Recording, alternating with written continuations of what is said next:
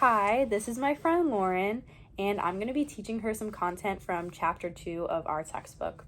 So, one of the key concepts that we covered in this class was the psychotheory of violence, and it was introduced by Lenore Walker, and it basically explains how to better understand the patterns that show up in abusive relationships.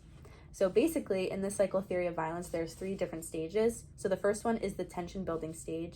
And this is when stress starts to build, the abuser gets more irritable, critical, and more controlling. And the victim is stuck trying to keep peace and feels like they're always walking on eggshells. Then comes the acute battering incident. So this is the actual abuse that takes place. During this phase, the abuser loses control and engages in the major incidents of assaultive behavior. This could be physical, emotional, or sexual assault as well. After that is the third stage. It's the calm, loving respite phase. This is when the abuser claims to understand that he's gone too far during the previous phase and will beg for forgiveness and promise to never let it happen again. So after the apology, the abuser may act really loving, promises to change, and the victim starts to believe that things might actually get better, but usually the cycle begins again and it repeats over and over. Walker also talked about something called battered women syndrome. This explains what happens when someone goes through the cycle over and over. One big part of it is learned helplessness. Basically, after trying to leave or fight back and then failing repeatedly, the woman starts to believe that she just can't change the situation. She feels trapped and there's no way out. So there's also this self-destructive coping responses that happens. This just means how a woman may deal with the abuse.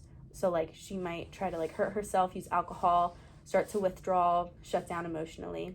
And there's the traumatic effects of victimization. So it's just living in that cycle again and again takes a huge psychological toll. It's almost like PTSD. So even if she wants to leave, the trauma and fear may be so bad that she physically can't. There are other ideas connected to this too. For example, Stockholm Syndrome. This actually originated when hostages were in a bank. There was bank robbers, and they actually thanked the robbers when they were released. And that can show up in abusive relationships as well. And then there's the Dutton's theory of traumatic bonding. This is when the victim becomes really attached to the abuser, especially when they apologize or act loving after the abuse.